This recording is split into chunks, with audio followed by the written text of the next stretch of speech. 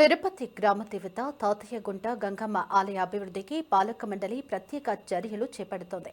భక్తులకు సౌకర్యవంతమైన దర్శనం కల్పించడంతో పాటు ఆలయానికి వచ్చే భక్తుల సంఖ్యను పెంచే లక్ష్యంతో పలు కీలక నిర్ణయాలను అమలు చేస్తోంది. ఆలయ పరిసరాల అభివృద్ధి, మౌలిక సదుపాయాల వంటి అంశాలకు ప్రాధాన్యత ఇస్తుంది. ముఖ్యంగా తిరుపతి లోకల్ టెంపుల్ దర్శన ప్యాకేజ్లో తాతయ్యగుంట గంగమ్మ ఆలయాన్ని కూడా చేర్చేలా చర్యలు చేపట్టింది.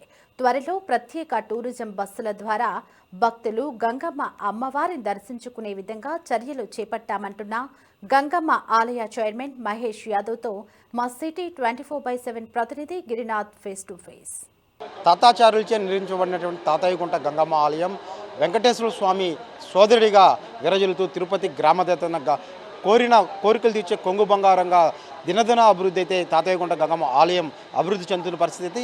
ప్రస్తుతం గడిచినటువంటి అయితే అమ్మవారి గంగా జాతర విశేషాలకు సంబంధించి మనతో మాట్లాడడానికి పాలక మండలి చైర్మన్ అయినటువంటి మహేష్ యాదవ్ గారు మనతో ప్రస్తుతం అందుబాటులో ఉన్నారు. సార్ చెప్పండి సార్, గడిచినటువంటి అమ్మవారి గంగా జాతర మహోత్సవం ఏ విధంగా అయితే జరిగింది, అమ్మవారి హుండీ ఆదాయం ఏ విధంగా వచ్చి అంటే గత సంవత్సరంతో పోల్చుకుని ఈ సంవత్సరం మీరందరూ చూశారు. గతంలో ఎన్నడూ లేని విధంగా ఈసారి తిరుపతి గంగ జాతర అంగరంగ వైభవంగా జరగడం జరిగింది.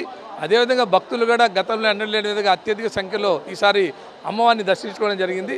గత ఏడాది జాతర రోజున 83,000 మంది భక్తులు అమ్మవారిని దర్శించుకుంటే ఈ ఏడాది 1,60,000 మంది భక్తులు అమ్మవారిని దర్శించుకున్నారు.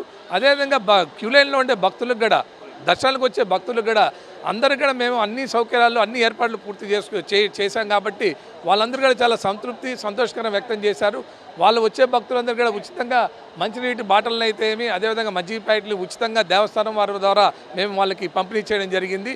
అదేవిధంగా క్యూలైన్లో వచ్చే భక్తులు కూడా ఎక్కడ స్టాగ్నేట్ కాకుండా, ఎక్కడ వాళ్ళకి ఇబ్బంది లేకుండా కూడా లోపల కూలర్లు ఏర్పాటు చేయడం జరిగింది. అదేవిధంగా వాళ్ళు గుళ్ళో లోపలికి వచ్చిన దర్శనానికి క్యూలైన్లో వెళ్ళిన 15 నుంచి 25 నిమిషాల లోపల వాళ్ళు సంతృప్తికరమైన సంతోషకరమైన దర్శనం చేసుకుని కూడా బయట వచ్చారని చెప్పిన కూడా వాళ్ళందరూ వ్యక్తం చేస్తుంటే, ఆనందం వ్యక్తం చేస్తుంటే మా పాలక మండలి కూడా మేము చాలా సంతోషపడ్డాము. గత ఏడాదితో పోలిస్తే గత ఏడాది మనకి 95 లక్షల రూపాయలు ఓవరాల్గా జాతరకి గుడికి ఆదాయం వచ్చింది. ఈ ఏడాది 1,24 లక్షల రూపాయలు ఈసారి భక్తుల ద్వారా, హుండీ ద్వారా, అదేవిధంగా టికెట్ల ద్వారా దేవస్థానానికి ఆదాయం చేకూరింది.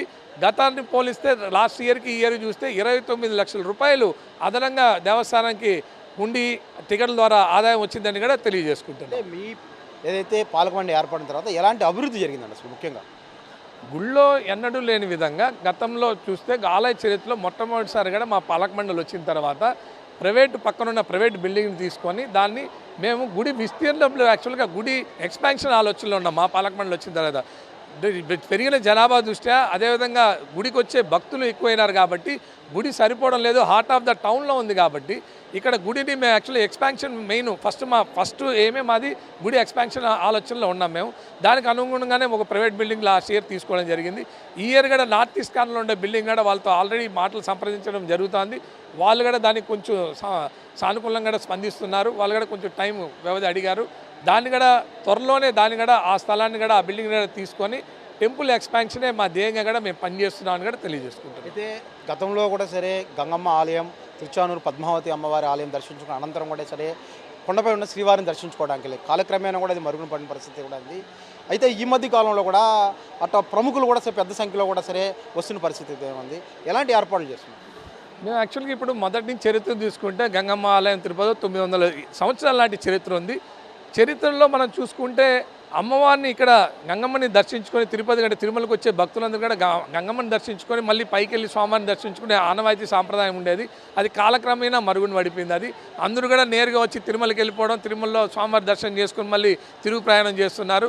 దానికి మేము మా పాలక మండలి వచ్చిన తర్వాత తిరుమలకు వచ్చే ప్రముఖుల్ని, సెలబ్రిటీలందరినీ కూడా రిక్వెస్ట్ చేసి వాళ్ళని టెంపుల్ మా గుడికి తీసుకొని వచ్చి వాళ్ళ ద్వారా బయట ప్రపంచానికి అందరికి కూడా వాళ్ళ ద్వారా తెలియజేస్తూ ఇక్కడ తిరుపతిలో గంగమ్మ తల్లి ఉన్నారు, వెంకటేశ్వర స్వామివారికి స్వయాన ఆమె చెల్లెలు అందరూ కూడా వచ్చి అమ్మవారిని దర్శించుకొని అమ్మవారు ఆశీస్సులు పొందాలని కూడా వాళ్ళ ద్వారా తెలియజేయడం ద్వారా ఇక్కడ అందరూ కూడా అంటే ఈ మధ్యకాలంలో ఆలయానికి వచ్చే భక్తులు కూడా పెరిగారు. ఈ మధ్యకాలంలో మేము అదేవిధంగా మా పాలక మండలి వచ్చిన తర్వాత లోకల్లో ఉండే బస్టాండు, రైల్వే స్టేషన్లో ఉండే ట్యాక్సీ యూనియన్లు, ఆటో యూనియన్ల వాళ్ళతో కూడా చర్చించి వాళ్ళలో కూడా లోకల్ టెంపుల్స్లో ప్యాకేజ్లో కూడా అమ్మవారి ఆలయాన్ని యాడ్ చేయడం జరిగింది.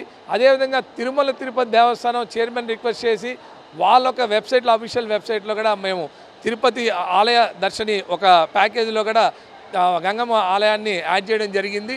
అదే ఏపీ టూరిజం చైర్మన్ గారిని కూడా తీసుకొని రావడం జరిగింది ఆలయానికి.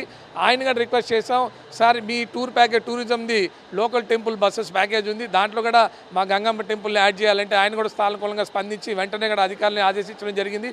అది కూడా జూన్ మొదటి వారంలో కూడా అది కూడా టూరిజం ఒకటి ప్యాకేజ్ టూర్ బస్సులు కూడా లోకల్ టెంపుల్ ప్యాకేజ్లో కూడా గంగమ్మ గుడికి త్వరలో రాబోతుందని కూడా తెలియజేసుకుంటున్నాం. ఏ విధంగా ఉంటాయంటే లోకల్ టెంపుల్కి వచ్చే ప్రైవేట్ ఏదైతే టూరిస్ట్ బస్సులకు సంబంధించి వచ్చినటువంటి భక్తులు ఎవరైతే ఉంటారో వాళ్ళ దర్శన ఏర్పాట్లు ఏ విధంగా ఉండదు?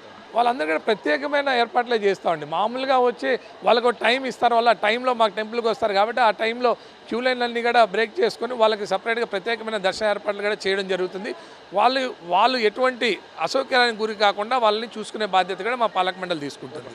ఏదైతే కోరిన కోరికను కొలిచే కొంగు బంగారంగా అమ్మవారు వెలజరుగుతున్నారు. దినదిన అభివృద్ధి కూడా సరే తిరుపతి గ్రామదేవత గంగమ్మ ఆలయం అభివృద్ధి చెందుతున్న పరిస్థితి అయితే కూడా కనిపిస్తుంది.